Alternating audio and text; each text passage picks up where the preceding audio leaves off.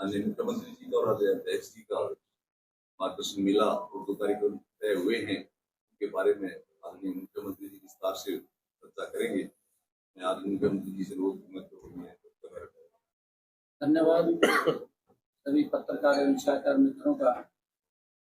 हमारे प्रदेश के लोकप्रिय अध्यक्ष मोहनलाल कौशिक जी, शेर सिंह जी, हमारे जो मीडिया का काम देख रहे हैं जिलाध्यक्ष जी, और हमारे पार्टी के सभी पदाधिकारी मित्रों, आज की जो बैठक थी देश के यशस्वी प्रधानमंत्री आदरणीय नरेंद्र मोदी जी, भारत रत्न बाबा साहेब भीमराव अंबेडकर जी की जयंती के अवसर पर हरियाणा के लोगों को विकसित भारत की एक मजबूत जो नींव है, जो कार्य है, उसको गति देने के लिए हरियाणा में आ रहे हैं। 2 बड़े प्रोजेक्टों की एक का उद्घाटन करेंगे और एक प्रोजेक्ट की आधारशिला रखेंगे जो महाराजा अग्रसेन एयरपोर्ट हिसार में वो बना है। वहां से लोगों को प्लेन के माध्यम से, एयर के माध्यम से यात्रा सुविधा मिलनी शुरू हो जाएगी। उसका शुभारंभ देश के यशस्वी प्रधानमंत्री नरेंद्र मोदी जी 14 तारीख को करेंगे। 2 बड़े कार्यक्रम। दूसरा कार्यक्रम यमुनानगर में, जहां पर 800 मेगावाट का एक बिजली संयंत्र की यूनिट वो लगेगी। इसके ऊपर 7,772 करोड़ रुपए का खर्च। भीमराव अंबेडकर जी की जयंती के अवसर पर हरियाणा प्रदेश के लोगों को समर्पित करने के लिए देश के यशस्वी प्रधानमंत्री नरेंद्र मोदी जी आ रहे हैं। लाखों की संख्या में लोग जो आदरणीय प्रधानमंत्री जी हरियाणा में आ रहे हैं, उनको लेकर के बड़ा जोश और उत्साह हमारे हरियाणा के लोगों में है। और लोग लाखों की संख्या में घरों से बाहर निकल करके आदरणीय प्रधानमंत्री जी का स्वागत करेंगे। उसको लेकर के आज एक बैठक का आयोजन हमने यहाँ पर किया था।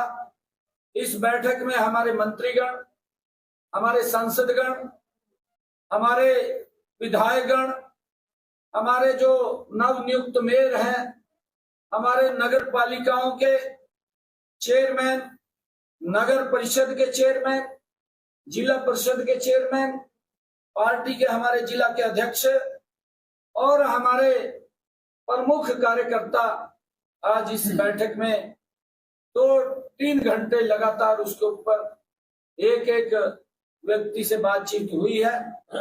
बहुत उत्साह जोश है। भारी संख्या में लोग आदरणीय प्रधानमंत्री जी का स्वागत करेंगे, जो बड़ी सौगातें दे रहे हैं। और उसको लेकर के आज सारी तैयारियों को लेकर के आज बैठक। मुख्यमंत्री जी, संशोधन बिल को लोकसभा में पेश किया गया है, निश्चित तौर पर कानून बन जाएगा। हरियाणा में कौन सी ऐसी जमीनें चिन्हित की गई है जिन पर गवर्नमेंट का अवैध कब्जा या और लोगों का कब्जा है, और क्या हरियाणा सरकार उनको मुक्त कराएगी?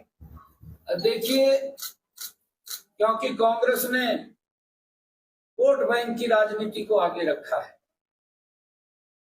देश को पीछे किया है। इस प्रकार का सिस्टम, इस प्रकार का लोगों में भय पैदा करके वोट बटोरने का काम कांग्रेस ने किया है।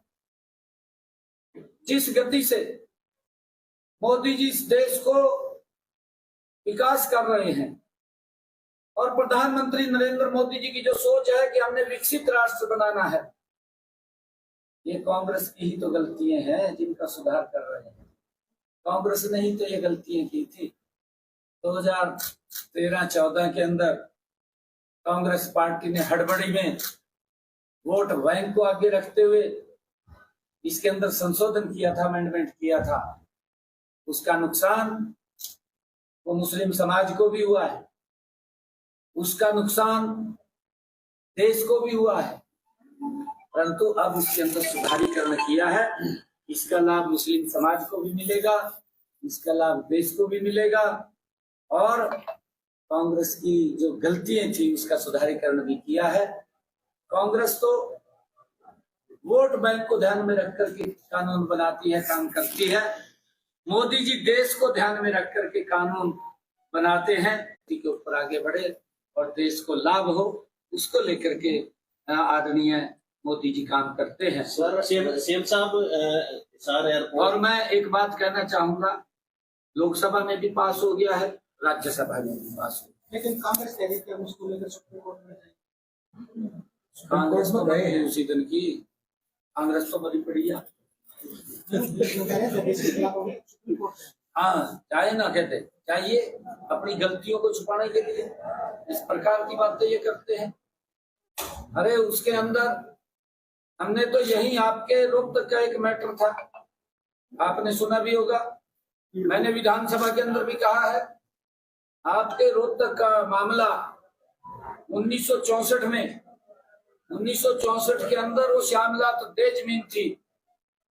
1964 के बाद 1990 में नोटिफिकेशन हो जाता है, ये वक्फ के नाम है, आपको मालूम है सारा, आपको बताने की जरूरत नहीं। सीएम साहब हिसार एयरपोर्ट और मारुति को लेकर भूपेंद्र सिंह हुड्डा ने कहा ये हमारे प्रोजेक्ट है, बीजेपी क्यों श्रेय ले रही है? वो कह रहे हैं कि बार बार इनका उद्घाटन भी कर रहे हैं, प्रधानमंत्री से करवा रहे हैं। इनके तो हुड्डा साहब तो जो कह रहे हैं, आयोग के एमपी हमने रखा था इसका पत्थर, तो वहां तो झुंड जाम रहे थे, करा तो कुछ नहीं। और जो ये हुड्डा साहब बात कर रहे हैं ना, ये दिल्ली से लेकर के अमृतसर तक जो रोड है, ये इन्हीं के समय में था, अटल जी ने पत्थर रखा था, ये अपने आप को श्रेय ले रहे हैं, अटल जी ने रखा था। क्या हालात हो इनके समय के, सारे काम ठप हो गए थे, रास्तों के अंदर लोगों को दिक्कतों का सामना करना पड़ रहा था, एक्सीडेंट्स हो रहे थे, तब तो इनकी आंख नहीं खुली। अब जब मोदी जी गति से काम कर रहे हैं, अब इस प्रकार की बातें कहीं भी कुछ, इज्जत तो बचानी है, इज्जत बचानी भी, झूठ बोल का बचा लो। ये वो वहां जेपी साहब ने कहा था हिसार के अंदर, कहा अगर यहाँ से प्लेन उड़ गया तो मैं त्याग पत्र दे दूंगा, कहा है ना, कहा। फिर हुड्डा साहब से पूछना चाहिए, उन्होंने भी क्या करो मैं विचार, पूछना चाहिए ना, उसने तब क्यों नहीं कहा, उसने तब भी कहना चाहिए था। मैंने तो उसको आमंत्रित किया है, भैया अपनी जबान के ऊपर पक्का रहिए, आपको हिसार से जहाज में बैठा करके भगवान श्री राम के भव्य और दिव्य मंदिर के दर्शन कराने का काम हम करेंगे, आप आइए। मुख्यमंत्री अगली वीरों को 20% क्या पुलिस में आरक्षण देने की तैयारी, इस बारे में हमने पूरी तैयारी कर रखी है, आपको बताया था मैंने, पूरी योजना बनाई है, पीछे हमने पूरी योजना बना रखी है। 10% मैंने कहा है कि हमने पूरी योजना बना रखी है। पहला बैच वापस आने वाला है अग्निवीर का, हमने कहा है ना भी पूरी तैयारी की। सीएम साहब ने वाली हैं,